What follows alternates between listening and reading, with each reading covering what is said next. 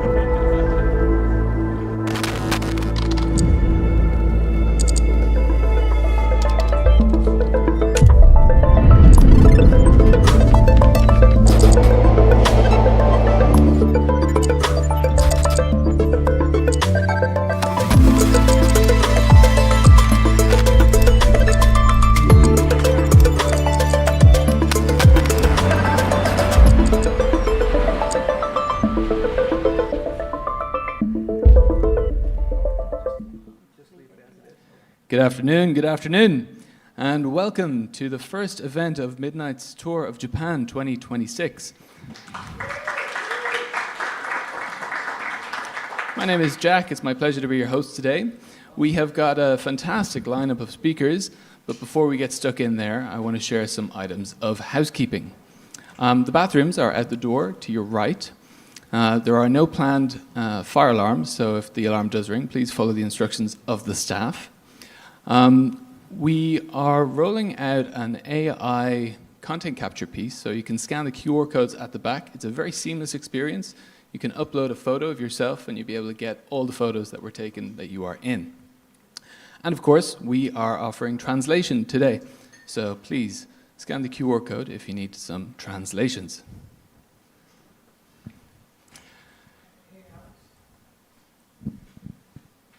Can you tell them real quickly how the translation works in Japanese? Can you just tell them real quickly how the translation works in Japanese? Yeah. もし、必要な方があればごめんなさい。こちらの QR コードをスキャンして翻訳したバージョンを聞いてください。Thank you, Alex. And without further ado, ladies and gentlemen, I'm here to introduce a man who truly needs no introduction, the co-founder of Input Output and CEO, Mr. Charles Hoskinson.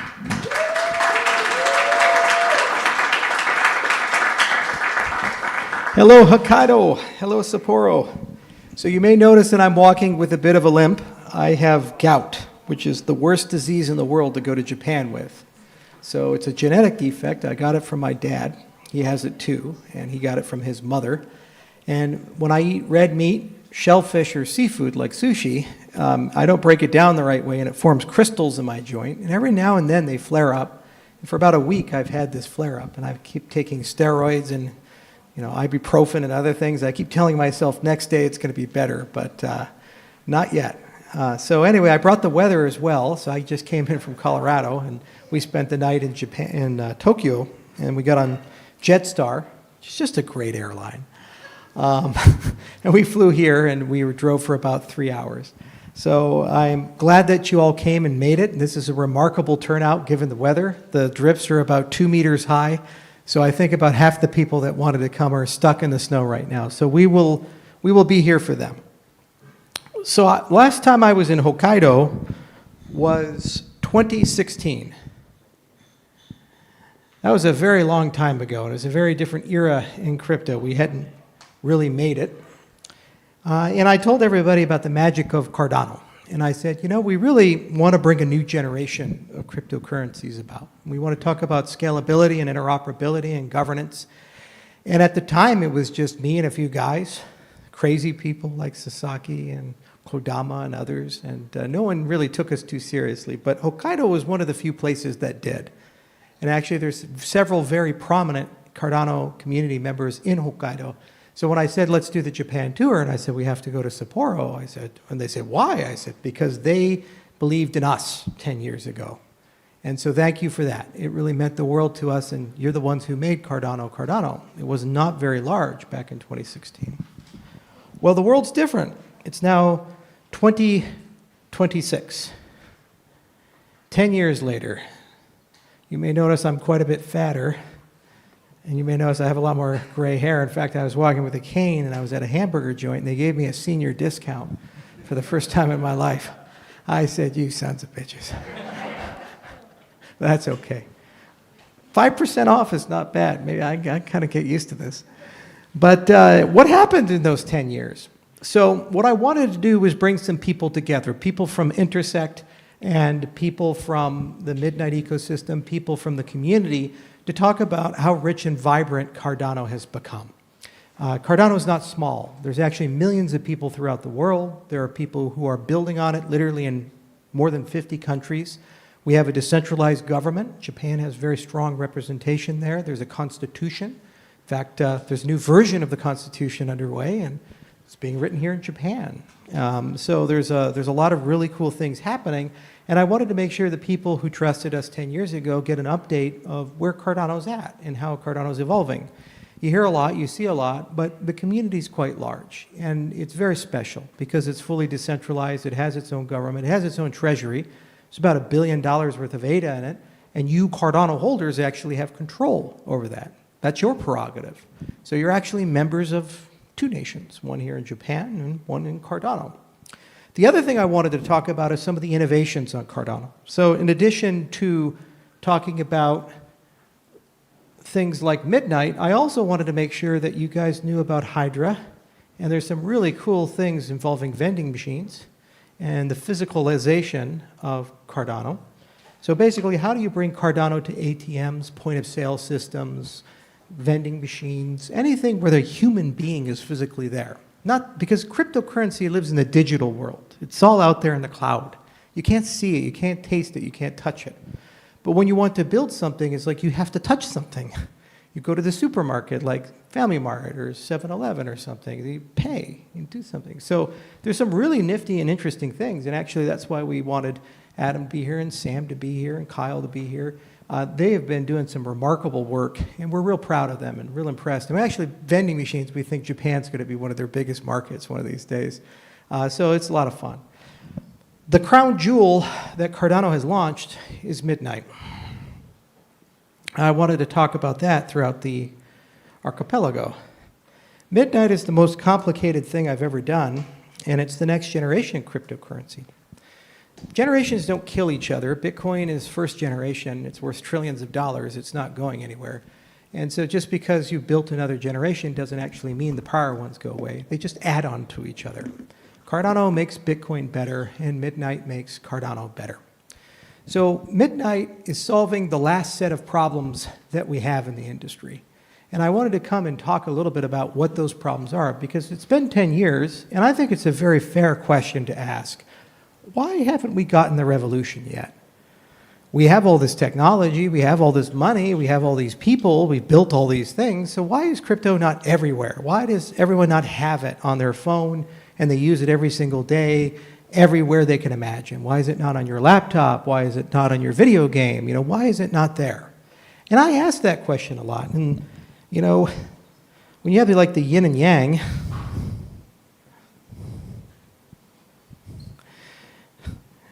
well, we only built one side of the yin and yang. We only built like the transparent side. We didn't build the private side.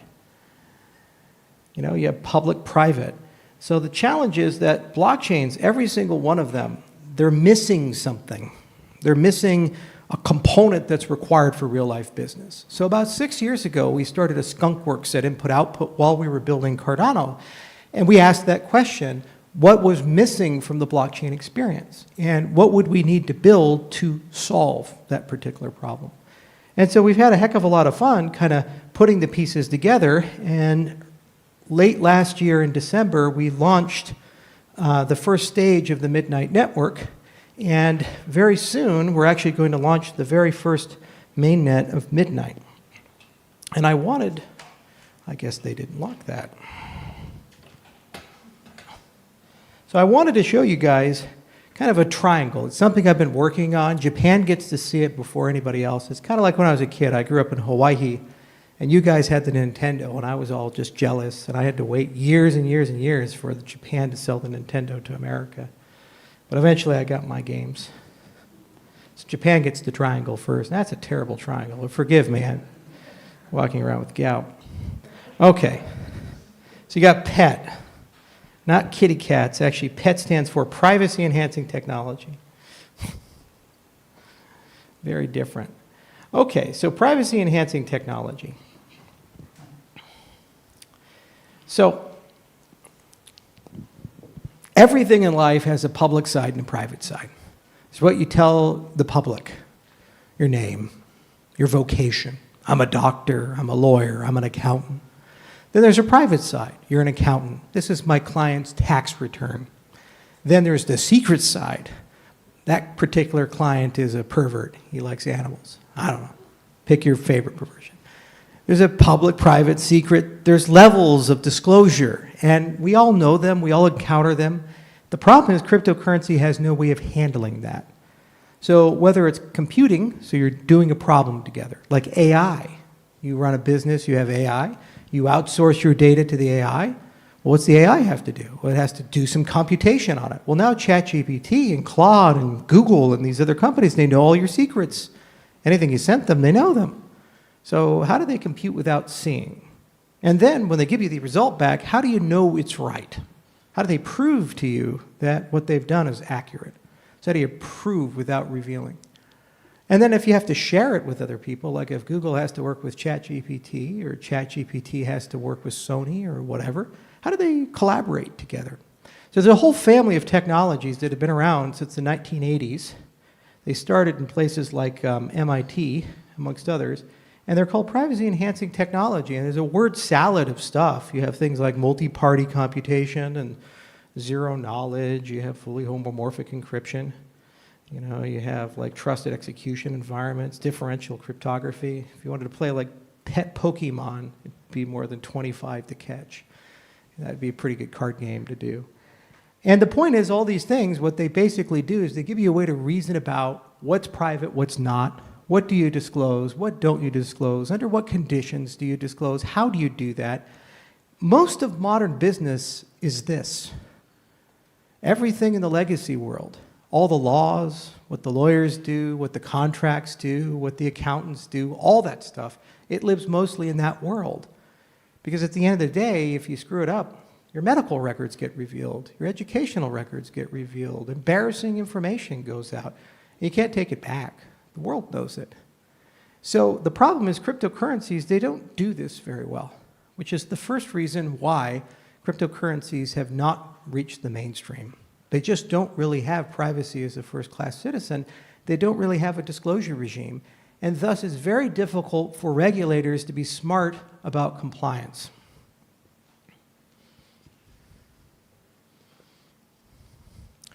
So typically, when you do regulated business, you have terms like KYC, KYB, AML, anti-terrorist, there's a word salad of this garbage. And basically it's the government says, well, we need to know something about you as a business or as an individual because we need to understand if it's safe for you to be doing business. Did you pay your taxes? Are you a bad person? Are you part of a violence group? What are you? Okay, well, how does that work in a blockchain world? Because typically that's done in a legacy sense, company by company, individual by individual, nation by nation. Well, these are global networks. I can build a transaction and have done so with Cardano that involves people in more than 100 countries. When we ratified the Constitution of Cardano, participants from more than 100 countries came together to vote on that, to approve that. So what country regulates that transaction? United States, Japan, China, Germany, France, all of them? What happens when the regulations are contradictory? France says one thing, China says another thing, Japan says another thing, Sri Lanka says another thing. God help us. How do we sort it all out? We have compliance, but we don't quite have smart compliance. And that's been a big barrier because people want to take real-world assets. They want to take real estate, stocks, bonds. Right now, there's a big fight in the United States. I got dragged into it with Coinbase and everybody else in the Trump administration about yield-bearing stablecoins. They're all part of a broader category of asset. There's $10 trillion worth of this asset called real-world assets. And all those assets, they have encumbered in them some form of compliance regime. But here's the thing. If you share information about yourself on a public network, everyone in the world, everywhere in the world gets to see that. They get to see where you live. They get to see your name. They get to see all those details and facts. They get to see how much money you make. They get to see whatever information was necessary to pass that KYC, KYB, AML. That doesn't make any sense. That doesn't make sense to do commerce. So compliance needs privacy-enhancing technology. So these two parts of the triangle alone are the biggest barriers to getting the cryptocurrency space to the mainstream. And because we don't have a standard for them in the cryptocurrency space, that's why it hasn't reached mainstream yet. As much as Microsoft wants to come in, or Sony wants to come in with Sonium, or any of these other people want to come in, they put billions of dollars trying. They don't have those primitives. So with Midnight, we said it would be really cool to do that, but then we realized that there's something else happening inside the cryptocurrency space. It's called abstraction. So here's the problem. Cryptocurrency was built by engineers. And engineers are great people. I know a lot of them, and they're friends of mine. The challenge with engineers is they don't think a lot about usability, user experience. They're like, well, you just need to write 14 lines of code and use a command line interface and run this shell script, and it'll just work fine. Yeah, what is any of that? I just click the button, right? No. So the challenge is we would like a good user experience for cryptocurrency. The big companies, Google, Amazon, Microsoft, Facebook, they are worth trillions of dollars. And the reason they are is they have billions of customers. And the reason they have billions of customers is they made the user experience really easy. They made it very simple. We're all addicted. Our children are getting dumb because we have these cell phones and they have icons and you click a button and you have the app and it just works and you can spend your whole day on Facebook and scroll and do all these things, right? Then you go to crypto and you have to know how the blockchain works to use the blockchain. That is not a consumer product. It will never scale. So what's happening is there's an abstraction revolution going on right now. There's all these standards being written about it like ERC 7386 or whatever the hell it is and OIF, and I always change the number because I never remember. But basically the idea is they're trying to rebuild the entire industry around this concept of the intent. So you just tell the blockchain what you want, and somebody figures out how to make that happen. It's kind of like coffee. When you go into Starbucks or to Royal Host or wherever you buy your coffee, do you say, hey, I'm going to tell you how to make a latte and exactly what type of milk and exactly this and exactly that? Yeah, we have a term for that. It's called a weirdo. Nobody wants to be behind that person. It takes 6 minutes for them to process their damn order. No, you walk in and say, I want a latte. And they make it. And where they get the milk from and how they handle the beans and all that's not your business. You just pay, they give it to you, and it's good. Don't worry about it. It's okay. That's an intention. So when you use a cryptocurrency, what we want to do is make it that simple.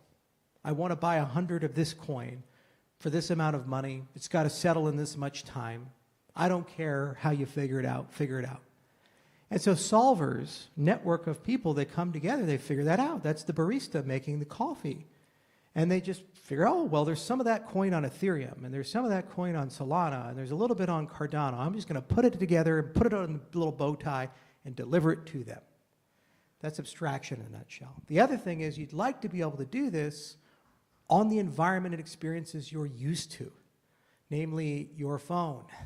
And you'd like to be able to do this without having to install a wallet and do all these really complicated things.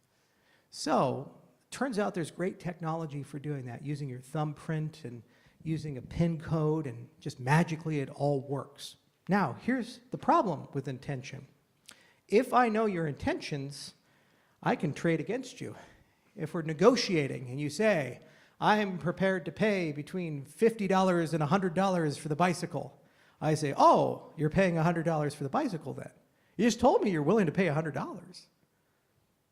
Never tell me your intention, because I can use it against you. So intentions also require privacy. So you notice something here. Whether you're compliance, whether you're abstracting things, you need some notion of privacy. And that has to belong to you. You have to be able to control that. And it has to work on your phone, and it has to be simple. So we spent 6 years working with Midnight, trying to figure out what combination of technologies would be required to be able to balance these concerns so that we could bring this to everyone everywhere. And we realized that if we tried to build it as yet another blockchain, 11 million tokens failed last year. 11 million in 2025. It's going to fail. And I told all my friends in Silicon Valley that if they tried to do this and launch a new token and a new layer 1, they would fail. And they spent $1.2 billion raising capital and all these things, and every one of them that launched was lackluster. They didn't achieve anything. No adoption, no usage, no migration. Because the networks are sticky. Cardano's sticky. There's millions of people. You're here, you like it, you're not going to move. Ethereum is sticky. Solana is sticky. Bitcoin is really sticky. Those people, they think in terms of decades. There's 550 million people there in Bitcoin. They're not going to move. And they don't care if the technology's old. They don't care if it's 7 transactions a second. You can't have that conversation. They like their digital gold. And that's what Mike Saylor is going to do. So why tell them to move? Why tell them that you have yet another thing and they have to leave? Also, what would I do with Cardano? I love Cardano. That's my home. I built it. I've been here for 10 years. I'm not going anywhere. So what we wanted Midnight to do was provide this for everyone. And what's really cool is when you look at the concept of intents and abstraction, there's actually a path to do that. So when we launched Midnight last year, we launched it to 8 different ecosystems, 7 different blockchains. And the way we've designed it is that it allows hybrid applications. So you stay on Solana, you can spend money in Solana, but it works on Midnight. You stay on Cardano, you can spend ADA, works on Midnight. You can spend Bitcoin, works on Midnight. You can spend Ether, works on Midnight. And one of the cool things that we're doing is we brought some people here to talk to you guys because we wanted to show you that actually we think the best apps on Midnight are going to be Cardano applications. Because a lot of people asked, how is Cardano going to stay relevant and compete? We've achieved decentralization. We're the most decentralized cryptocurrency. We've achieved decentralized governance. You have people from literally every continent here. You have people from Australia. You have people from South America, North America, Europe, Africa, Asia. It's a remarkably diverse ecosystem. We've achieved decentralized governance. But where we failed is we do not yet have a great DeFi ecosystem and a dApp ecosystem. Our TVL is not where it needs to be. Our deployed dApps aren't where they need to be. Our transactions aren't where they need to be. There's a mismatch between the people staking. There's 1.4 million people staking, but only about 50,000 people participating on a monthly basis in our DeFi ecosystem. Now, we can complain about it and say the numbers are rigged and nobody likes us and they're all meanos. Or what you do is you change the game. If Cardano applications want to be competitive, they have to bring something new that Solana apps don't bring or Ethereum applications don't bring. Well, is this new? It works on your phone like a Web 2 user experience. One-click install. It's super easy. Just use your thumbprint, whatever. You don't even have to know how the chain works. Yeah, it's pretty new. We trade new products that have never been in the blockchain space before. That's pretty new. And also the users get privacy for the first time ever. That's pretty good. That's pretty different, like a private DEX or private prediction market or private stablecoin. Sounds pretty good to me. So this is our year for Cardano DeFi. We have a lot of critical integrations coming, and there's going to be some very good announcements here in the coming weeks. So we're now wired in and connected to the rest of the industry as a whole. There are bridges, there are stablecoins, and there are oracles. So those roads have been constructed. We're not an island anymore. We have those connection points. And I'm very excited about that. But they mean nothing if there's no traffic on them. So we have to do something to bring these things in. So the next stage is to take the top 15, top 20, some subset of the Cardano dApps and upgrade them so that they can connect into this new paradigm and they can offer that paradigm to everyone, to people in Solana, to people in Ethereum, to people in Bitcoin, to people in XRP. And we can get a few million users. We can get a lot more transactions and grow our DeFi ecosystem. Technology like Hydra and Laos, as you guys will see from our presentations, they give you the ability to have the scale. There's nothing technologically about Cardano limiting our ability to have tens of millions of people on the network with principles. We have the highest Byzantine resistance, the highest decentralization. People spent 10 years of their careers doing that. People at Tokyo Tech, people at Stanford, people at University of Edinburgh, 168 scientists, over 250 research papers, millions of lines of code and hundreds of engineers. You can't fake that. I don't care who you are. I'll debate till I'm blue in the face. You can't fake it. You can't wing it. Sorry, we went through the peer review. We did the work.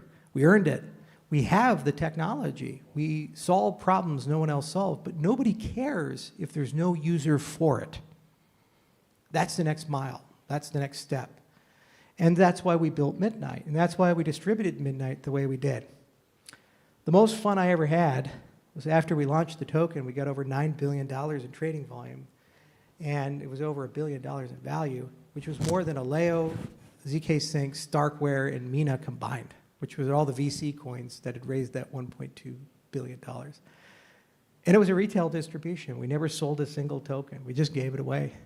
ADA holders got more than 50% of the supply. You know, it's pretty good, pretty happy about that. Cardano stake pool operators, you're a special class. We're going to be using you guys to run the network, so congratulations, you get a second stream. That's why people like Kyle are here, people like Sam here, others, they'll tell you what to do. That's coming. But it shows the system works. We're one big family here, and you know, we all are in this together. And what's been so much fun is I've been able to grow with Cardano, and I've been able to watch everybody grow with me. And it's so much fun going around the world learning from everybody. What makes Midnight truly special is it's not one person's product. Every part of it came from somewhere else. We have Sunday Labs working on it, Anastasia working on it. There's about 24 Cardano companies working on it. We took technology from a lot of different blockchains. The core of it is Polkadot. Then we have technology from Aptos and Zcash, most recently Near Protocol.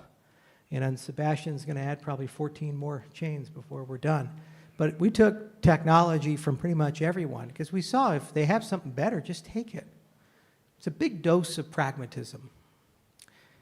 The biggest failure of mine, because I'm the leader and I make mistakes all the time, more than you could imagine, is that, you know, there are three things you can do with a cryptocurrency. There's purism, pragmatism, and aspiration. So we were too pure. I was very dogmatic about making sure we were decentralized and we had our governance sorted and these other things. I said, that's what cryptocurrency is about. And I was right. On the other hand, purism without pragmatism means you have a very exclusive club that no one wants to come to, no one can get into, and then you end up being isolated and bitter. You have to be pragmatic. You have to learn how to bring people in and make compromises here and there. So Midnight is a great reflection of that, where we've tried to rebalance the purism and pragmatism and aspiration. And if there's another blockchain that has something better, and they already have years of development behind it, why in God's name would we go and develop it again? Why? So we can be 5% better 2 years later when another person's already 20% better? It doesn't make any sense. As the wisdom is, don't make the mistakes of the past, and you know, as your gut grows, your brain should grow too. And so I've tried to embrace that, and that's what we've done. So that's why we were able to launch Midnight the way we did, and that's why we're able to build as many partners as we have. And in the process of this, I hope we can bring some more pragmatism to Cardano as well, and we can upgrade the Cardano applications and get them into this ecosystem, and we can get them the millions of customers that they deserve, because they've been with us every step of the way, and they've been fighting hard every step of the way. There's been over 5 years of bear market for the cryptocurrency space. With the exception of Bitcoin, pretty much all the altcoins are having a hard time. Even the ones that went up, they didn't go up in the right way for most people. And that's why 11 million failed last year. We thought in 2025 that America embracing crypto would change the market. But in many ways, it was a reminder of you can't betray your principles to embrace your principles. It's like Bush when he said, oh, I had to abandon the free market to save it. Either you have principles or you don't. And the whole point of crypto is we're global. Trump said things like, oh, no taxes on American crypto. And I'd look at my friends and say, I don't know what an American crypto is, because the entire point of this is to be a global movement, and no country controls it, and no individual's in charge of it. It's Japanese as it is American, as it is German. How the hell do I prove it's American? They said, shut up, we don't want taxes. Like me, my mouth is a bit too big sometimes.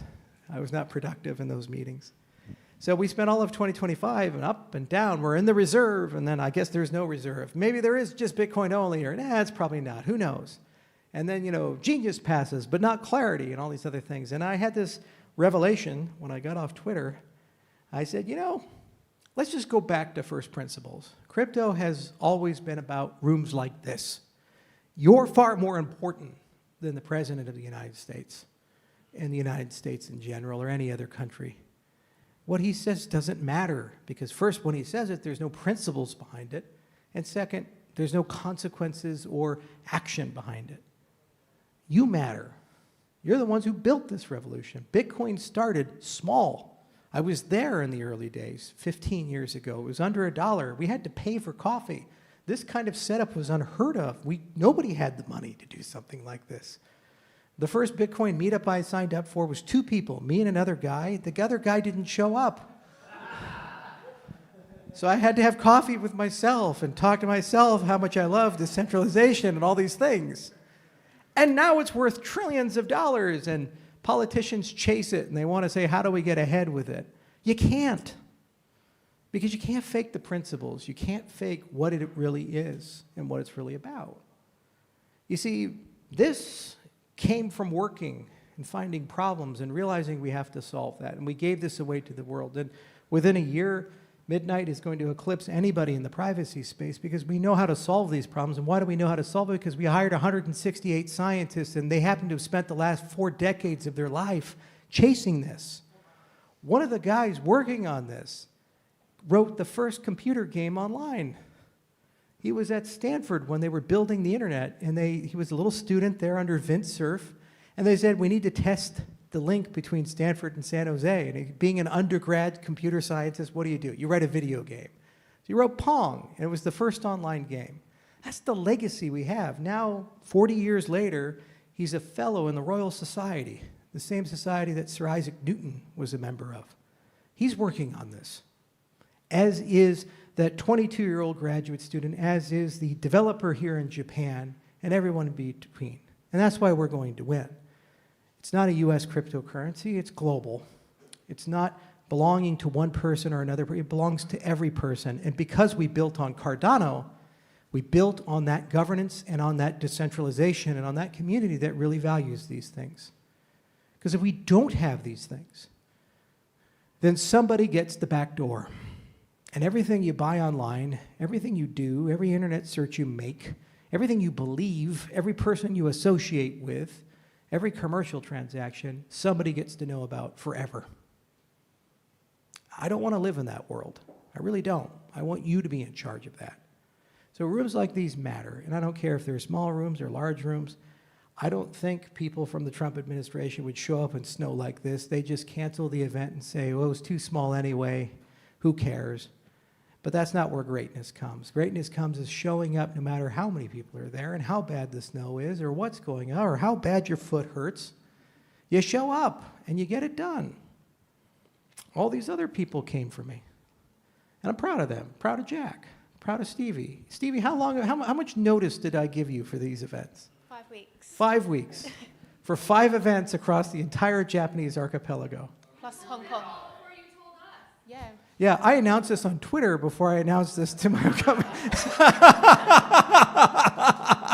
I got the brief and translated it from Twitter, Charles. We figured it out. We got it done. We're here. We're strong. But we did that, and that's how the greatness comes. So there's a lot of difficulty here. We're working on the triangle. We're going to have this beautiful polished presentation by Hong Kong. You're all helping me do that. The ambassadors are helping me do that. Make it look like it was the plan all along. And that's the way it must be. So thank you all for coming. I'm going to turn it over now to Jack, and he's going to be a master of ceremonies, and he's going to introduce you to some really cool people. They're going to show you some really cool projects, and I'll be available, talk to you, take photos. And I brought my old friend Alex Hayashi. Where's Alex? There's Alex. I've known him for over 10 years. We grew up in Osaka together. He's an Osaka boy. And if you ever want to talk or say anything in English or Japanese, we will both be together, okay? Thank you, guys. Thank you, Charles. That was great. I love listening to Charles talk. I always learn so much. I want to say a quick hello to our friends on the live stream. Thanks for tuning in. Right, so next we have Adam from Hydra to talk us through the activation that they're running today. Adam, over to you.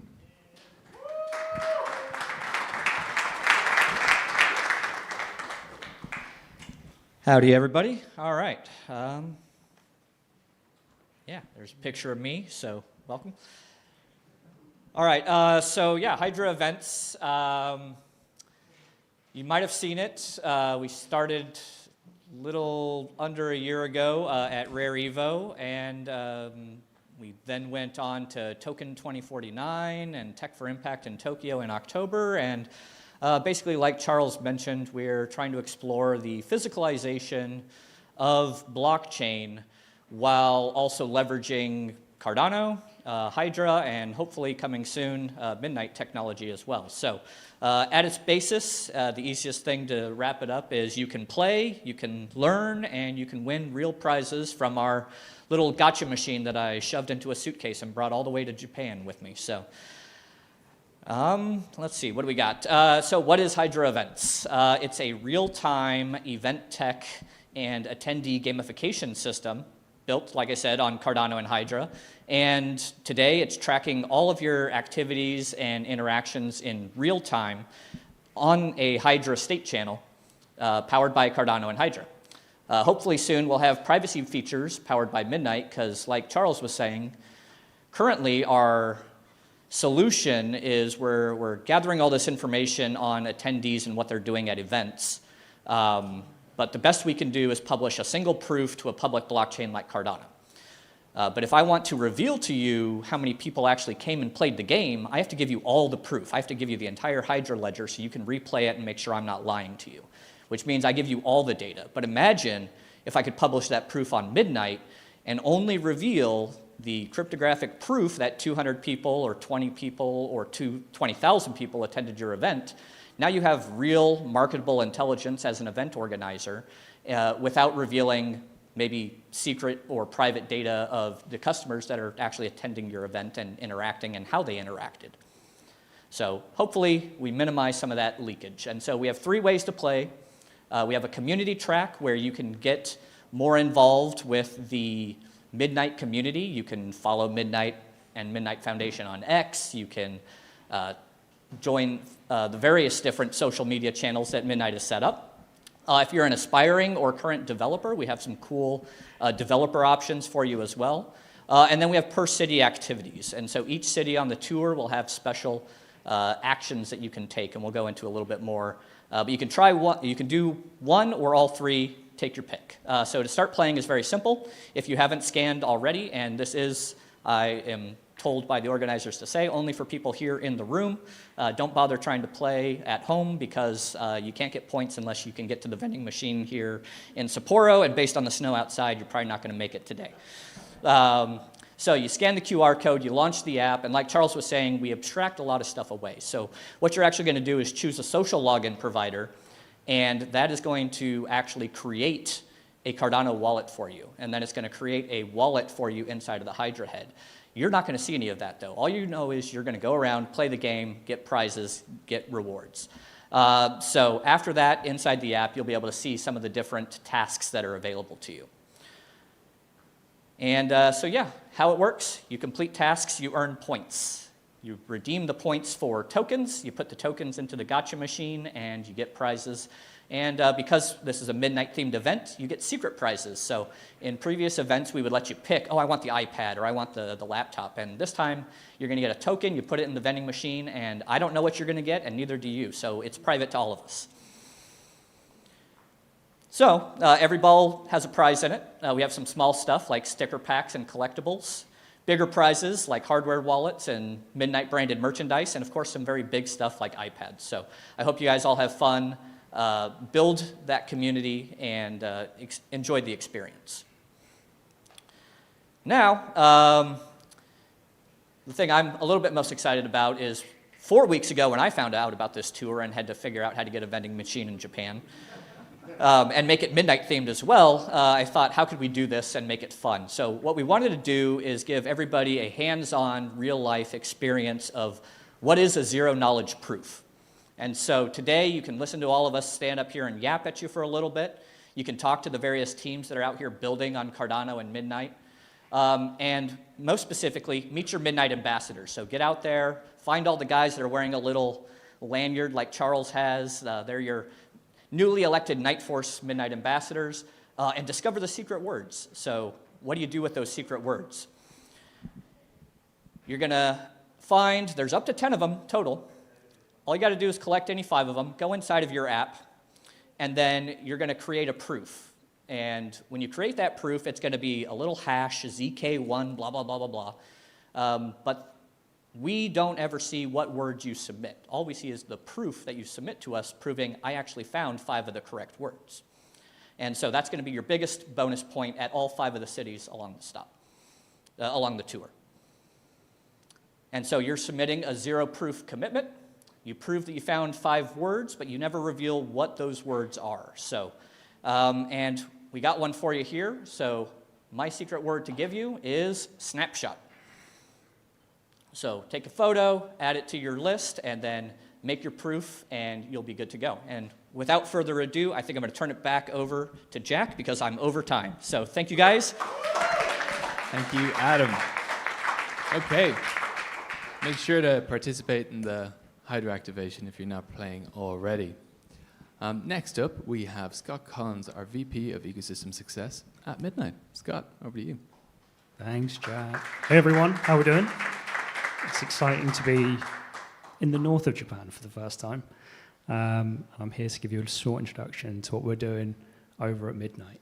I guess to kick off, most people here have probably been doing crypto for a while now. And you'll remember that way back, we were really excited about transparency. And we thought at the time that meant anonymity. And it kind of didn't really end up that way because by default, everything was visible. Every interaction that we did, and it was there forever. And this caused problems for privacy. People could see what you were doing. They could sleuth you, they could stalk you, they could work out what your likes, what your dislikes were, and start building models about you and working it out. And that's what we're seeing at the moment. One of the biggest growing companies at the moment is Elliptic. They stalk your online data and work out what you're doing and tell you if you're good or you're bad, and also provide some really healthy compliance for regulators as well. These systems don't respect our boundaries because you can see what's going on, you can see what's happening. And organizations don't like using these, and I mean banks, big companies. And instead they go and choose private centralized systems because they can control what you can see and how it works together. And it's not they don't want to use public chains. Like when you speak to banks, they're like, yes, we love the security of a public chain, but people can see what's happening. And that's why solutions like Hyperledger are really, really popular. And they go down the checklist, they're like, right, I can do this, I can do this, I can do this, but I can't do it on a public chain. And that's where we come in. We offer something called rational privacy. It's really simple. It's the ability to disclose what you need to disclose or hide what you need to hide. So what this means is everything on Midnight is private by default. And then according to what you want to show, you can show it. Real simple. I don't love the word disclosure. It's very accurate. It does everything it's said to do. I prefer to talk about control. It's the ability to control what's seen and what's not seen. whether it's data that you're transacting, buying something on credit card, or whether it's your age, right? Like you go to a bar, you don't need to show them where you live, etc. You just need to say, hey, I'm above, not sure the legal drinking age in Japan. In the UK, you're above 18. Nice and easy. And that's really what the point of this is being able to show what's important and keep private what's not, what you don't need to show. And what we're looking to really do here is build in line with Cardano's long-term vision. Like once we add this, I don't have the whiteboard with me, but once you can see all the bits on the whiteboard, you can see how this maps into the long-term vision of Cardano. I think the real important thing to remember as well is the research started how many years ago? 6 years ago. So we're in this for the long haul to build systems which work for the long term. So what you're seeing come out in the next couple of months has been worked on for a long time, and it's going to continue to work for a long time. Once we get it up and it's running, you'll be able to use it for a number of different things. The sectors I like to talk about are finance, so when you transact, you don't want to see what's happening between individual parties. Healthcare, we've got some really great work happening in the health industry around putting medical records on chain and being able to look at those different pieces. And then also in governance and AI. AI is a bit of a cliche. It does work for AI, guys. What does this mean for Cardano? Guys, we're not here to steal your ecosystem. We're here to complement it. We want to work with Cardano dApps to integrate Midnight features to create stronger products across the board. We're also going to be working with other ecosystems, but we're very much of the Cardano ecosystem, and that's where we want to start and how we want to improve. And lastly, you don't need to be super technical to get involved in the Midnight community. Building a decentralized network is not just about decentralizing the tech, it's also about decentralizing the operations. And we're going to start off by decentralizing how we operate the community. Jack's going to do an actual job rather than emceeing and tell us what he does in his community role. Thanks, Scott.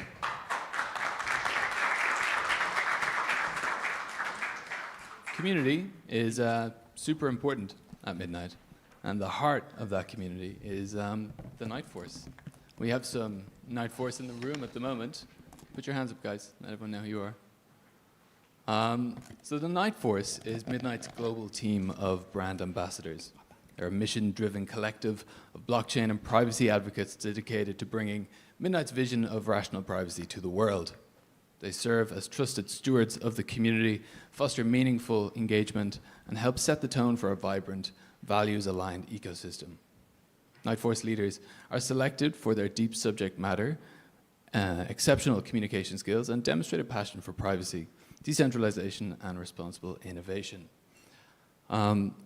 The Night Force is always growing, and we would love to have you join this program. So if you are interested in joining this global network of privacy ambassadors, please come speak to me or one of the guys after the talks. Scott, back to you. Thanks, Jack. I've recently seen the plans about how we're going to grow the Night Force. And if you want to be like one of the next 1,000 people to grow this ecosystem, you can get involved early doors, because I've seen the plans. It's going to be pretty fun. You also might get to come to places like here in the future. I can't make any promises. And on that note, thank you very much to Input Output for taking everybody to Japan and having loads of fun and taking us around the world. Oh, got ahead of myself there. Got too excited about traveling. So for everyone who wants to build on top of Midnight, docs are live. They're on the website. In the next couple of months, we're going to be launching programs focused on idea stage teams and pre-seed teams. So if you've got something that you want to do, reach out to us. We can see how it's achievable. We've got solution engineers, we've got VC people, we've got venture builders knocking around who can help make those things real. If you are working for a larger company and you want to understand how you can implement Midnight, there's also loads of opportunities. And if you reach out to us, we can be a bit more custom and tailored. We've already worked with some larger institutions, banks, governments, etc., on how you can implement Midnight. So just come and talk to us.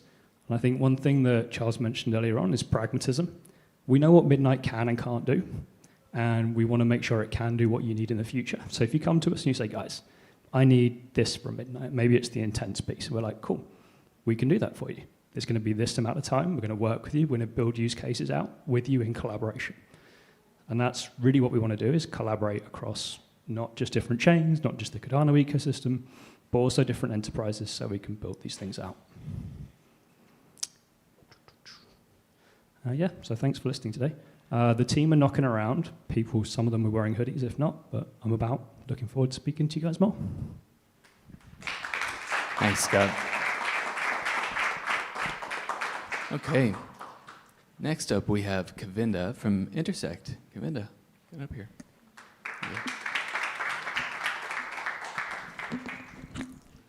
Well, good evening, everybody, and hi to everyone who's joining in also from around the world on our live stream. It's great to be here in Japan, and one of the reasons why is because Cardano began in Japan, and a large part of the community, as well as its long-term holders, and also ecosystem contributors, are still here, and it's the sense of silence and the patience that still lives here. So with that, we'll take a small moment to take this opportunity to think, where is this ecosystem going next? Cardano is growing up. It's learning things. It's learning new capabilities, as well as it's learning how to collaborate and scale without being centralized. It's also learning in terms of how new partners are added without fragmenting the ecosystem. So, which is why we see Midnight and Intersect on here. Why, you may ask? Because Cardano is evolving, and there's new partners coming on board. And you're seeing this every single day. So you see this right here, and I'm going to talk to you a little bit about that. How Cardano is evolving through governance, coordination, and delivery. So let me speak a little bit about Intersect for those of you who might not know exactly what Intersect is. Intersect is the member-based organization of Cardano that supports the on-chain governing mechanism as well as the ecosystem coordination. We're fairly a young organization. I would say maybe about 2 years, but we do a lot of tough things. For the past 2 years, we've done a lot of things with a lot of people getting involved with the community. So if you have been a part of the ecosystem, you know exactly what we've been doing. But as you know, as Cardano evolved, there are different things now. You see multiple founding entities here. You have independent teams building currently. And also, you have an on-chain governing mechanism on Cardano. There's a lot of things that's going on right now. So what does that need? You need a coordination layer. Because when it comes to decentralization, especially if you don't have coordination, things become slowed down a bit and might become slightly chaotic too sometimes. So that's where Intersect comes in. So when you look at this word governance, what does this mean? I mean, all of you know, back in 2024, like Charles mentioned, we had a really good constitutional convention. We passed a blockchain governing constitution for Cardano, the first of its kind in the world. And since then, we've come a long way. Just last week, actually this week, we have the first constitutional amendment process. The first constitutional amendment that was done proposed by a Japanese community member and approved by global DREPs around the world. Doesn't that tell you something? That tells you that it's a living, breathing document. And now this ecosystem is governed by you, the community. So, coming from that, last year, we went on to unlock the Cardano's treasury. We went into a treasury budgeting cycle, which was not an easy one, I would say. And Intersect had a lot of work to do. We got bashed a lot too, but we made it happen because we took the feedback from all of you, the community, and we got that done. And now we have a process. We have a process going into 2026. And Intersect was also a part of administrating these contracts. Over 270 million ADA. And it's not an easy task. During the entire last year, we did certain things where we took the feedback from the community and we refined the processes. Maybe we changed certain things as we went along because we wanted to make things better. Is it the most perfect system right now? Definitely not. There's definitely room for you to improve. But at the same time, we now have a process going into 2026. We will refine even better. That will be more helpful for the community. So you can take part in that. So Midnight, to speak a little bit about it, Midnight is now an enterprise member of Intersect. Isn't that great? I think that's wonderful. Why? Why is this significant? Because that means this ecosystem that you love, which is Cardano. Now, Midnight gets involved at the governance layer as well, getting involved with the committees, as well as the working groups, the technical discussions. All of these things, they get involved in. So think about it this way. When it comes to building things, like what Charles mentioned earlier, we missed a layer. This is that layer.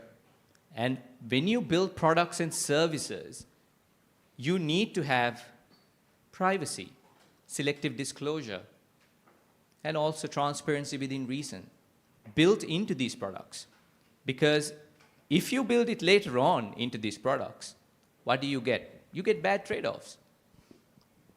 And you need these things to be integrated earlier on. Why? Because you make better systems, pretty much.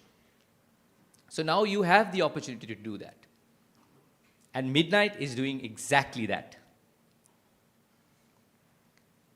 Also, one thing we must remember is that Midnight and Cardano aren't like two separate entities altogether. We'd like to look at it in terms of Cardano and Midnight being symbiotic. They have things that they share. So there's a lot of things that goes into this partnership, and the benefits that the people within the Cardano ecosystem will now start to get. So I will try to zoom out a little bit.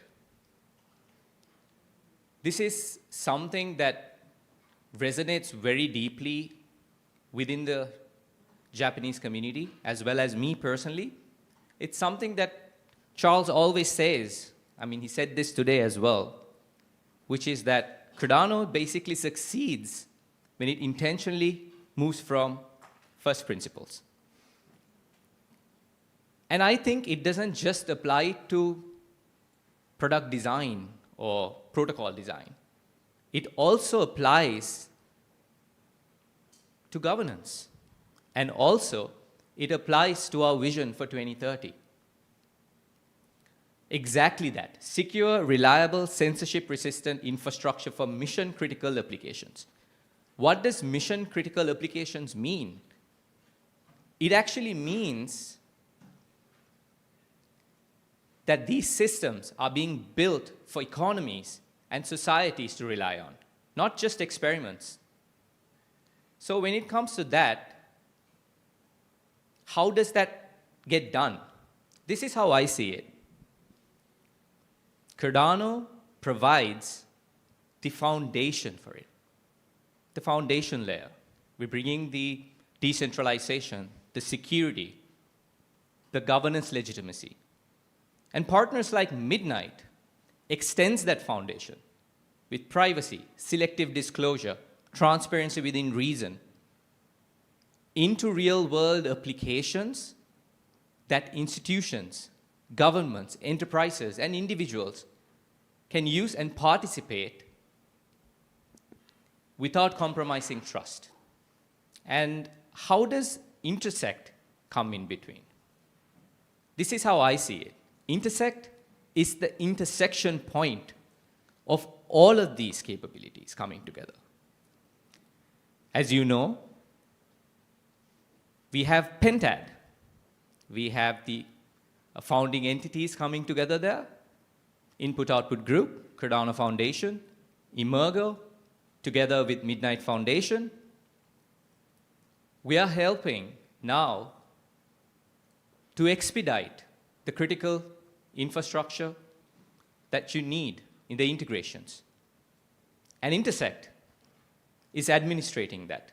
So that's a good example of that. So going forward, I would like to leave you with this thought, which is that Cardano was never built for hype. It was never built for hype cycles. It was built for infrastructure that lasts. That's the vision. When you say infrastructure that lasts, do we mean like maybe 5, 10 years and it breaks off? Definitely not. We're thinking 25, 50, 100 years from now, long after we are gone, all of these infrastructure that we build now must last. And in order for us to govern these things that we build, we need to have a good coordination layer. And Intersect builds that with you, with the community. So I would like to say the tagline which we usually have for Intersect, which is, let's build the future of Cardano together. But personally, I see what it actually means is that let's build the future of blockchain technology together. Through collaboration, through governance, and most importantly, having community at heart. So once again, I would like to take this moment to thank all of you for coming with us on this journey. And at the same time, if you're not a part of Intersect right now, make sure you join the conversation. And also, thank you for the Japanese community for being with us and also shaping the future of Cardano together. Thank you. Thank you, Kavinda. Building the future of blockchain technology with infrastructure that lasts. I love it. Next up, we have Josh from Sunday Labs. Josh, please.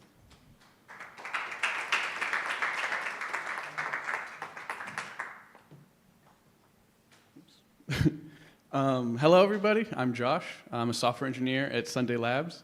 And I'm excited to talk about Cardano client diversity and where we're at right now.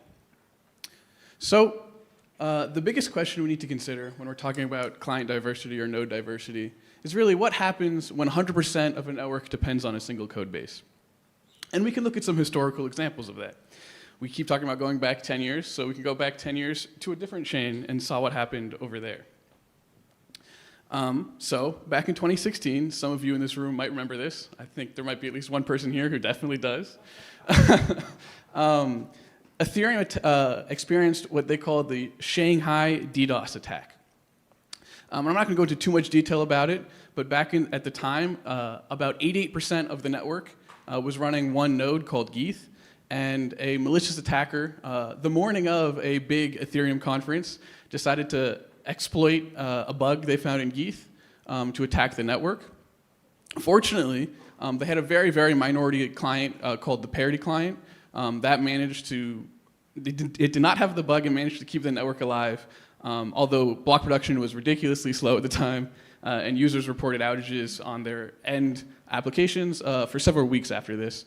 And actually, they had to have 2 hard forks to clean up after this, and then some further sort of off-chain collaboration work to make sure that all of the nodes were in the right place. So this was a really devastating attack. They did have 2 clients at the time, but a large majority, unfortunately, was hit.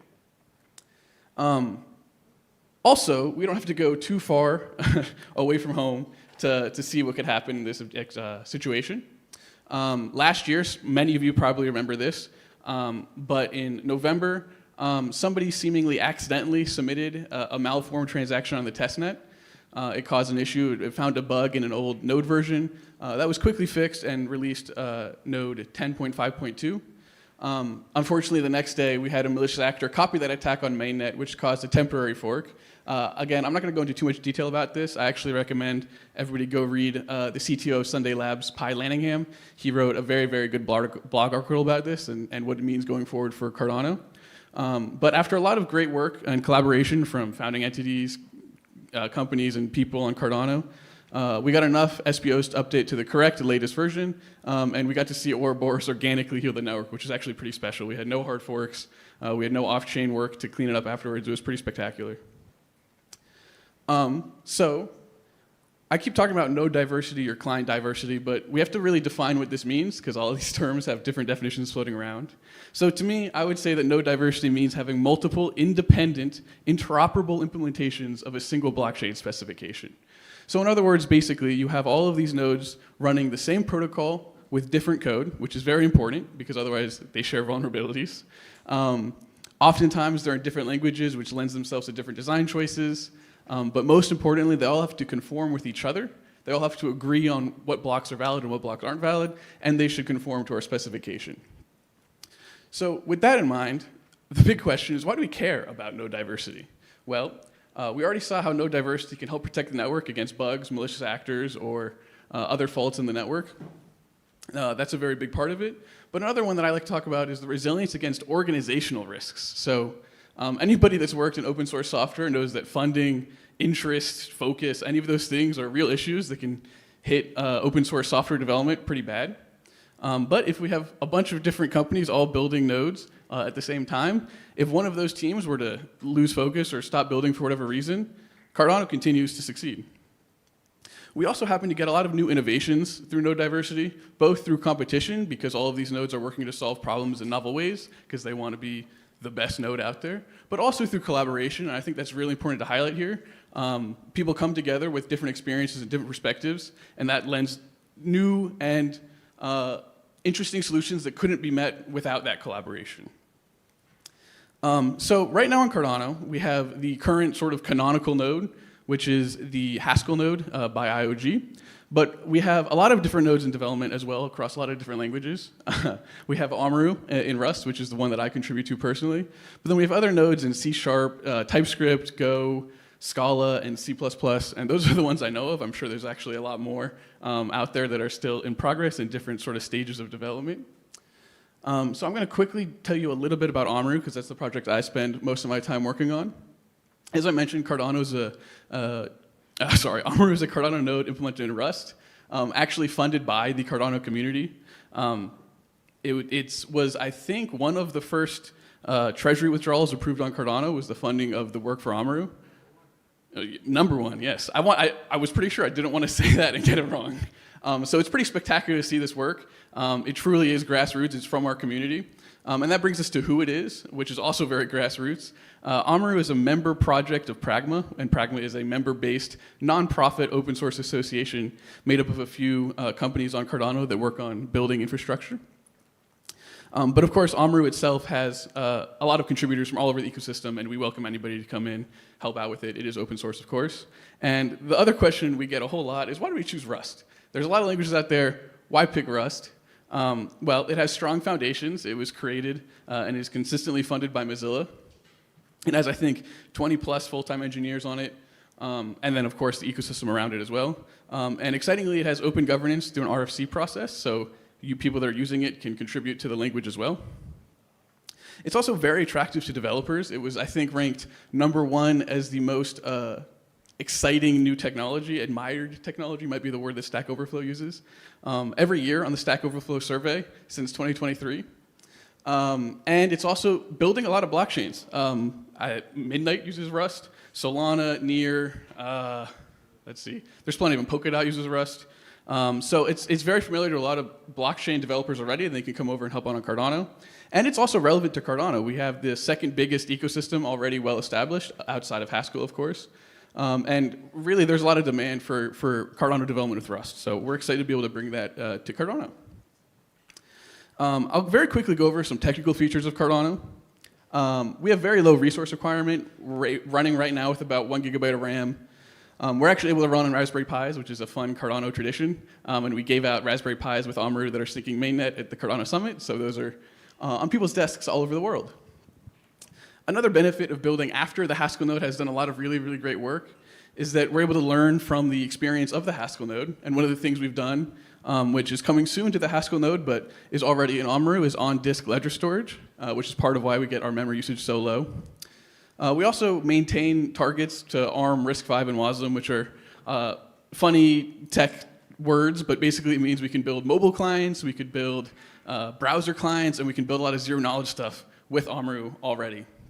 And what I'm personally most excited about is the fact that Amaru is not just building a node. We're actually focusing on building libraries that we combine to make a node. And those libraries have already proven themselves really useful. Back in that Cardano attack we talked about before, Sam, who's sitting right here in the front row, and I collaborated on a tool that found the point of divergence in the network. So it was able to figure out exactly where it was happening, so we could figure out what was happening, and then it followed both the chains to store the blocks to make sure we weren't losing any data. So Amaru's already been really helpful before it started producing blocks, but the exciting number that gets everybody really, really hopeful about it is our current target is that we're gonna have a block producing node ready to go by Q2 of 2026, which is very soon. And so how does Amaru generally fit into our broader Cardano ecosystem? We started hosting node diversity workshops in partnership with IOG. So we've had 2 so far, 1 in Paris and 1 in Toulouse. Generally, these are opportunities to bring together developers from all kinds of nodes, all in one place, and we can talk about what Cardano really is. So we talk about the specifications, we talk about conformance tests, we talk about all the things that define Cardano outside of the Haskell node. We've also care a lot about making sure that other developers can follow along with what we've done and make it a little bit easier for them to come after us. So we spend a lot of time contributing to the Cardano Blueprint project, which is a really great project also by IOG, meant to serve as an open source reference guide for Cardano. So any questions you have about the protocol, you go there. We've also found some bugs in the Haskell node. Nothing that significant, but they've all been identified, fixed, or triaged, and that's been really fun to help clean up as we go. And then what I like to talk about the most is the big picture of node diversity. What are the big pillars that are going to be important for a multi-client future? Well, first of all, I think we get to true decentralization. Oftentimes when people talk about decentralization in a network, they talk about the block producing and the validation, which is very important. That's very important. But we're actually building towards a future where the software doing that work itself is also decentralized. And then Cardano becomes truly a shared protocol owned by everybody, which is pretty awesome. Second, I think we get to see new protocol improvements and evolutions. As we've seen already, more eyes means more bugs found. That's always a good thing. But also, having different teams, we're able to prototype new features very quickly, which means more iterations, everything like that. As I mentioned, we're hoping to also lower barriers to entry. We're trying to meet developers where they are instead of having them come to us, give them the languages that they know. And multi-client solutions are generally what enterprises use for their backend. And so having node diversity in Cardano gives enterprises the opportunity to do that themselves. But the big idea I kind of want to leave you guys with is that node diversity isn't slowing down Cardano development, which is sort of often what you hear. I actually think it's expanding it. We're seeing teams that may have disagreements on a lot or a little, working independently but towards a common goal that is that of a stronger Cardano. The community is using on-chain governance to fund its own infrastructure development. And I think we're really witnessing via Cardano what decentralized development should and does look like in an open source world. Thank you, everybody. Thank you, Josh. Next, we have Michael to tell us about scaling on Cardano. Michael.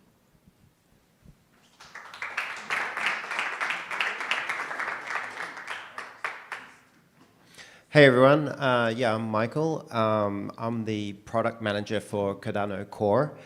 And today I'm excited to share with you the work that we've been doing on Laos.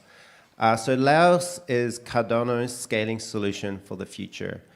And in this deck, I've got a couple of videos to spice it up, but they've been produced by me, so don't expect them to be too professional. So what is the challenge we're facing? Well, the current maximum throughput of the network is at the moment between 10 and 15 transactions per second. Well, up until now, this has been suitable as we've built the foundation of Ouroboros, and this has proven the design and the robustness of the protocol. Now we need to move to a higher transaction throughput in order to compete and drive further adoption. Another factor, SPOs in the long term need to support the cost of their operations from transaction fees instead of from block rewards. To do this, we will need a minimum network usage of at least 50 transactions per second. So we can't stay where we are at 10 transactions per second. We must move forward and support higher throughput. And as we do this, it is crucial that we maintain the existing security and resilience of the network. So, introducing Laos, Cardano's next generation consensus protocol. With Laos, on the first release to mainnet, we're aiming to achieve a 50x improvement. So we'll be moving from 10 transactions per second to 500 transactions per second. With this capacity increase, SPOs can earn more from transaction fees instead of block rewards, supporting their long-term operations and the network's longevity. And crucially, at this throughput, we will maintain the security and preserve the robust resilience of our decentralized network.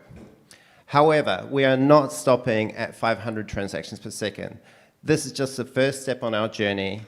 Very soon we'll be showcasing that Laos can support 1,000 transactions per second, giving us the confidence that we're on the right path where we can safely step up to 100x improvement and beyond with subsequent releases to mainnet.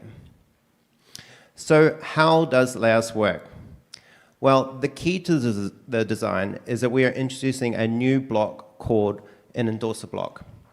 The endorser block is an extension to the existing blocks, and to avoid confusion, those existing blocks we're now calling ranking blocks.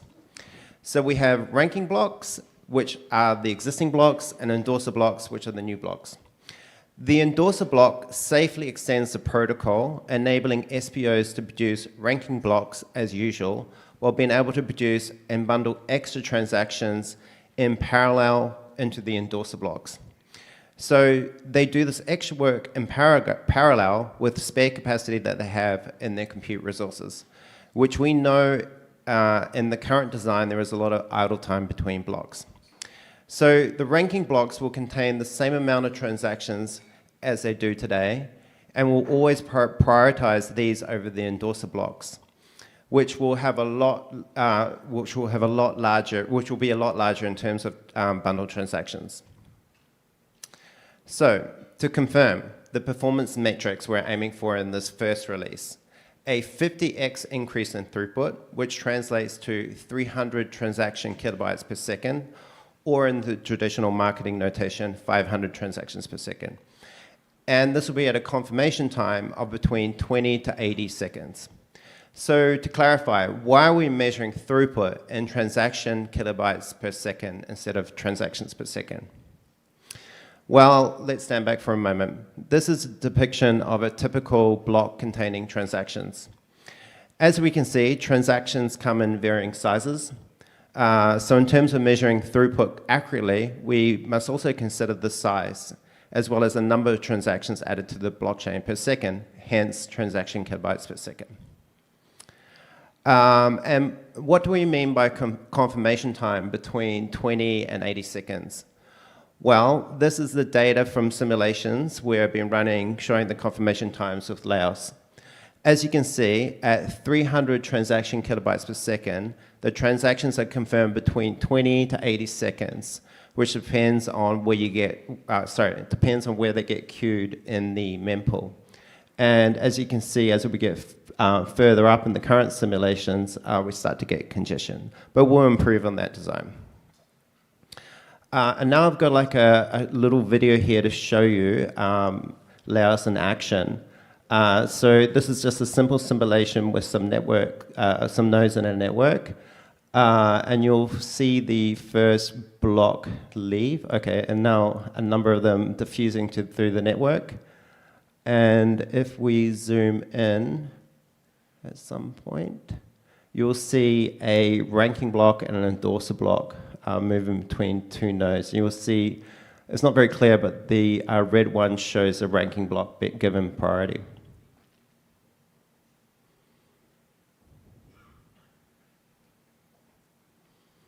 Okay. And this slide here shows you what we have today with Ouroboros Praos.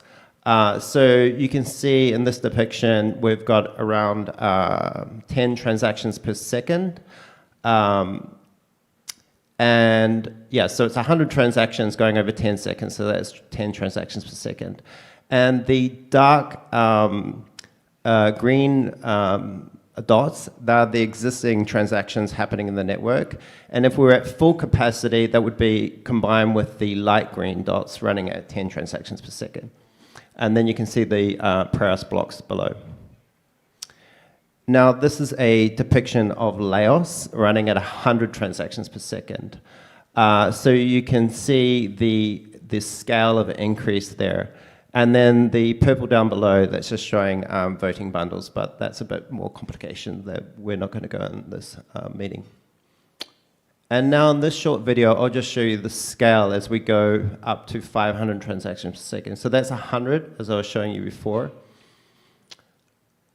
And then as it moves, okay, so this is 100, and now we're scaling up to 500, and then we can showcase 1,000 TPS, so that's what we're aiming for in this release. So that's just giving you an idea. And then if we want to go up to 10,000 K TPS, then that gives you a real visualization of the scales we're talking about here. Okay, so I need to move on, but this is the roadmap that we have for Laos. So at the moment, we've finished the design and simulation, so you can read more in the Cardano Improvement Proposal 164, and that goes into a lot more detail than I can spend in this short session on the design.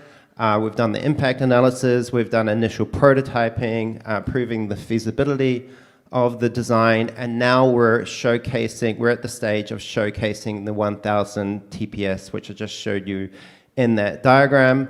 And further development will continue in Q1 and Q2 of this year. And we're aiming for the first public testnet at the end of Q2 this year, and with the final release being at the end of 2026. Okay, so I finally want to close with why Laos matters for Cardano. Well, it will enable high volume applications, repositioning Cardano as a high throughput blockchain while maintaining robust decentralization like no other. And the higher capacity will attract more developers, dApps, and users to the ecosystem. This all aligns with our long-term vision of establishing Cardano as the best-in-class blockchain. So Laos, a 50x improvement in throughput capacity in the first release, all while maintaining security and decentralization of the network. So coming very soon this year in 2026. And that's it, thank you. And you can find out more on laoscardanoscaling.org. Thank you, Michael. I thought those videos were great. You're underselling yourself. Okay, ladies and gentlemen, now I'll hand you back over to Charles for some closing thoughts for the day. Charles.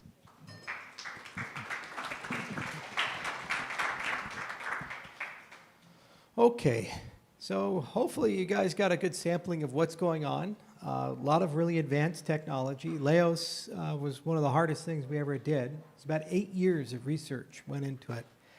It's very easy in the blockchain space to make things fast.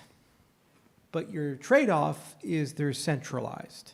To make things fast and decentralized, you can do this, but typically you give up then security. To have security, decentralization, and throughput, it's never been done before. It's called the blockchain trilemma. And Laos is the first protocol we think actually solves that problem. 50% Byzantine resistance, high throughput, high decentralization. More stake pool operators, not less. And you see we have a high commitment to low resource consumption for the stake pool operators. The Amaru people were here, and they were very proud about being able to run something like Laos or something like Cardano on a Raspberry Pi. Those are very cheap. They're under $100 in many cases. When you look at other systems like Solana, their nodes cost enormous amounts of money, hundreds of thousands of dollars to run them. Everybody has a cell phone. Everybody has cheap computers. Very few people have half a terabyte of memory and huge amounts of storage and hundreds of CPUs. It's not decentralized if only 100 people can run it. Everybody has to be able to run it. This is what we've always firmly believed. So it takes us a little longer because we have to innovate. But you'll notice that the innovation is no longer just input-output. The innovation is the composition of dozens of companies working tirelessly around the world. In fact, you may have noticed the Node Diversity Workshop. It was in Paris and Toulouse. And we actually also met in the United States. I believe we had some conversations in Las Vegas and some conversations in Singapore as well about the state of affairs and how we work together. And Sunday is just one of several companies working on Amaru. And there's another company called Blink Labs, which is working on an alternative node written in Go with its own USPs. So it's really cool that there are developers all around that are working together to try to create a decentralized ecosystem. There's no company coming to us like Microsoft saying, oh, well, we'll buy your product if it's decentralized or rah, rah, rah. This is what we do because it's part of the philosophy of the ecosystem. When I came here 10 years ago to Hokkaido, I said I wasn't going to build a product for a particular company. I said I was going to build a movement. I said I was going to build something decentralized, and that's what we did. And I wanted Cardano to be there for everyone, everywhere. Not just America, not just Japan, not just Germany. Now, the reason why you have to do this in Japan is this is the country that actually gets that it takes time to build things correctly. One of the reasons why my country is falling apart is we keep trying to take shortcuts. We keep trying to take the easy road out. We have an immigration problem. It's tough, it's hard, it requires a national conversation, but you can't deport 23 million people in 6 months. It's not sensible, it's not possible.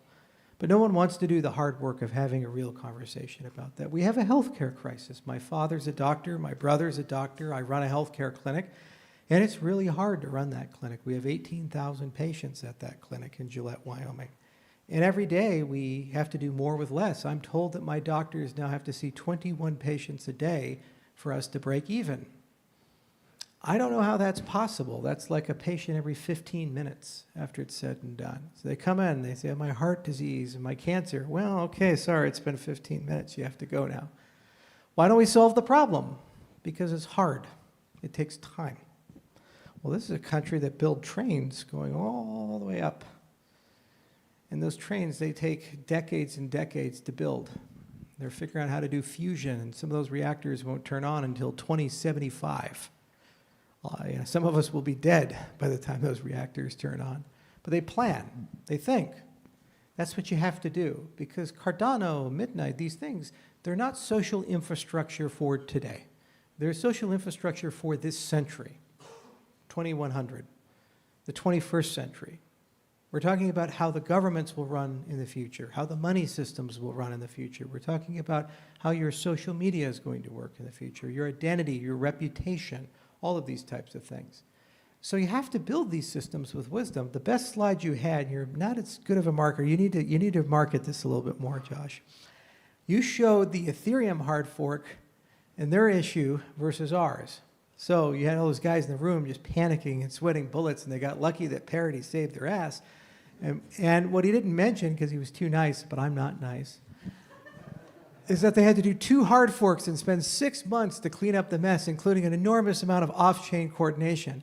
Cardano self-healed in 18 hours. In fact, it was so brilliant design of Ouroboros that Ouroboros slowed itself down to buy us more time to be able to self-heal the network. And there was no centralized coordination. People just organically came together, the network healed itself. That's how you build a spacecraft. That's how you build a nation state. You know, you do something very risky. You'd like that the plane just fixes itself.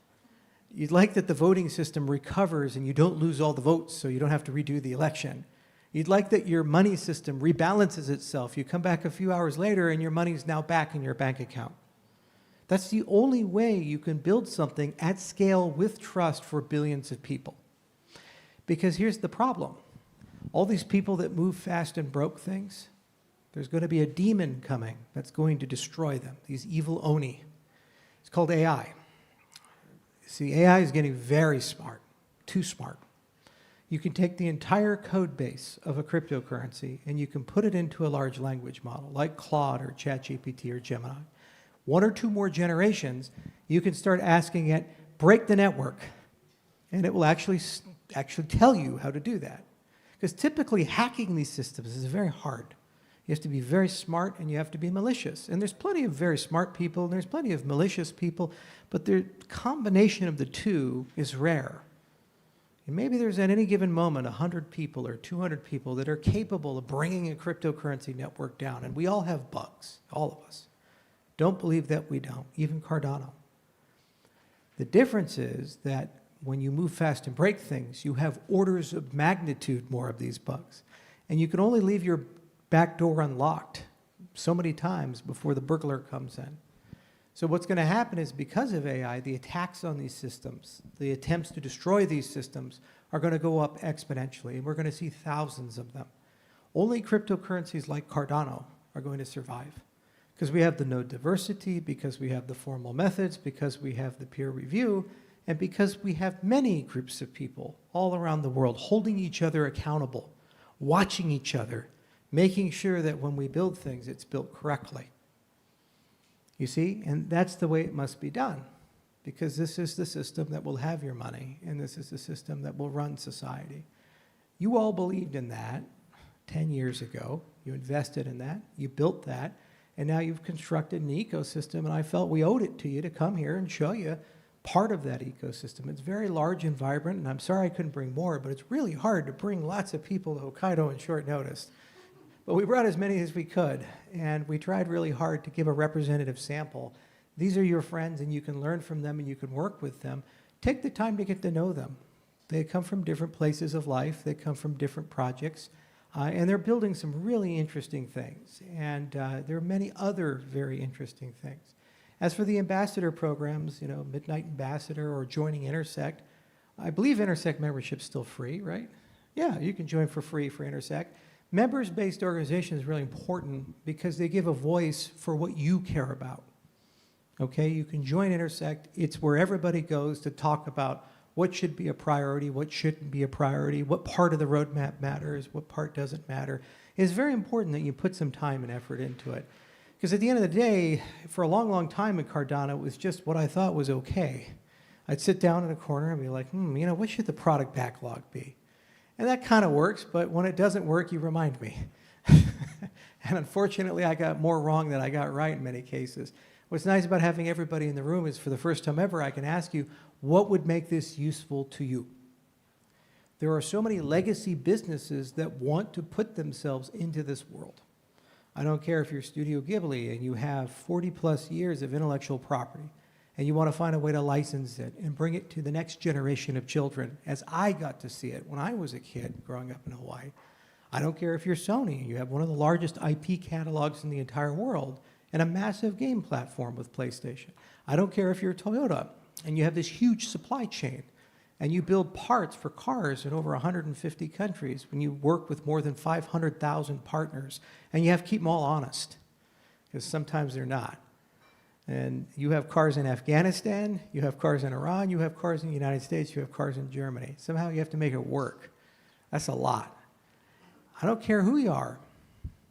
Each and every one of those companies, small or large, they have something. Here in Hokkaido, there's a huge agricultural base. I come from an agricultural background. My dad grew up in Montana. And I have a bison ranch. I raise bison, just about to get into cattle. It would be really nice that you can prove that the things that you grow, the animals that you raise, the products that you create, where they come from and why they're high quality. Because that's the difference for being able to sell it at a low price versus a high price. I was in the country of Georgia sitting with the prime minister, and it's a small country, and they invented wine.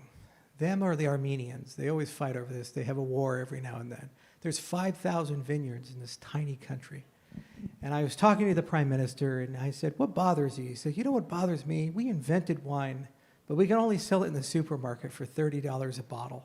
Why the hell do the French sell their wine for so much more than us? I said, well, because they have good marketing.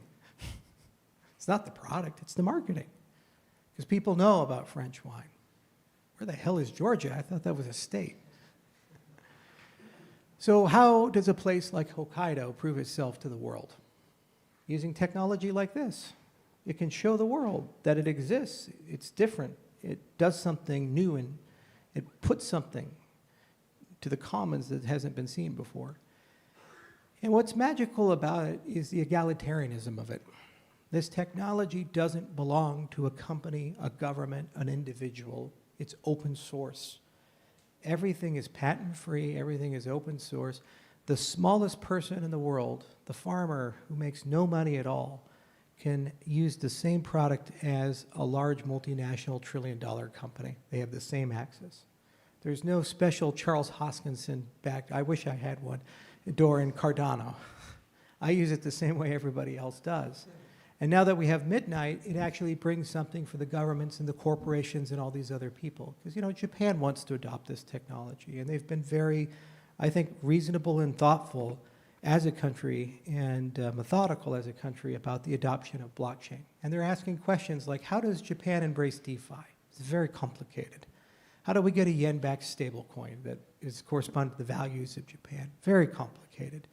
You know, 120 million people. This is the third, fourth largest economy in the world. You don't really want to screw it up. There's a lot at stake, and there's a lot of legacy here, thousands of years.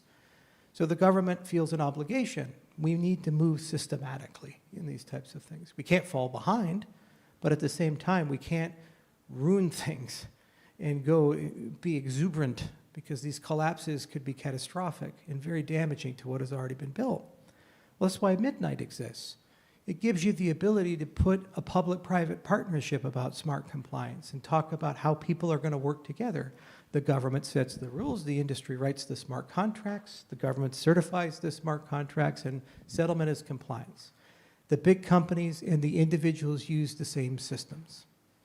The evil that America invented is we created tiered systems. We created segregated systems. The rich, powerful people, we use different systems than the everyday people. So no matter what happens, the powerful people do okay. There can be a depression or a recession or tariffs or wars or whatever. We don't feel it in the upper 1% because of the segregated system. And then everybody else has to just pay for the consequences of that. The magic of cryptocurrencies and the magic of what we've constructed is it's one system. The wealthy and the poor alike, they feel the highs and the lows. Believe me, we all feel them the same. And that's how it should be. We're all in this together. We're one society. Our markets should behave this way. So to me, the power of what we've constructed here with Cardano is we figured out how to make it truly decentralized and welcome everyone. You'll hear Australian accents and English accents and Japanese accents and everything in between, and everybody's part of one thing. And we figured out how to govern it, which is incredibly hard because no one gets along these days, yet we get along, even though we have differences of opinion and we sometimes say harsh things. And with Midnight, we figured out how to give, finally, the rest of the world a seat at the table. The legacy businesses that have trillions of dollars of value that they've earned, the governments, as well as every other enterprise, big or small, that have historically been left out of the space. This was not easy. It was very hard. It took a lot of very careful thought, a lot of very exotic technology. We didn't mention a lot of it, like lattice-based cryptography, and we didn't mention how the intents actually work under the hood. There's no place for that here. You know, it's too complicated.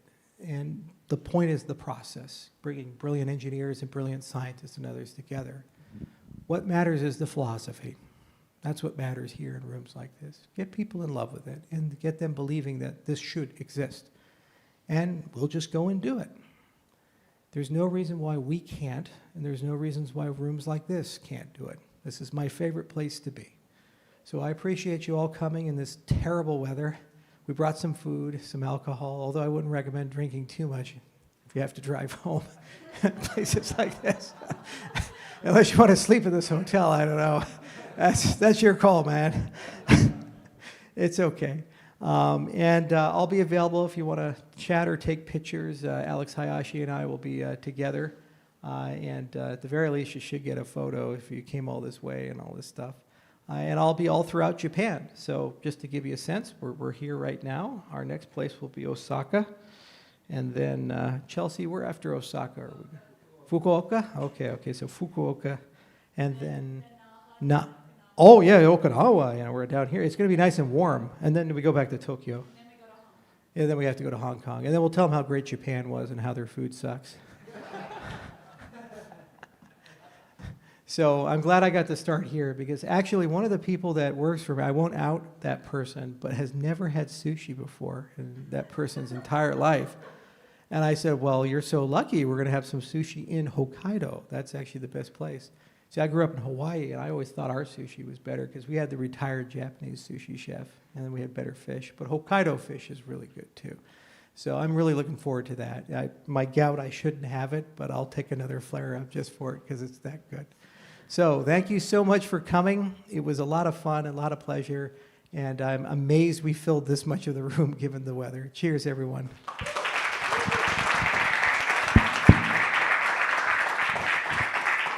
Thanks, Charles. And thanks, everybody, for joining us. That concludes our programming for the day. As Charles said, we're going to have food shortly, and we'll have some drinks as well. Big thank you to everyone who joined us on the live stream. Yeah, thank you so much. Next up, Osaka. We will see you there. And if you want a picture, I'll be right here, and you can get one, and Alex will come on up too, all that stuff.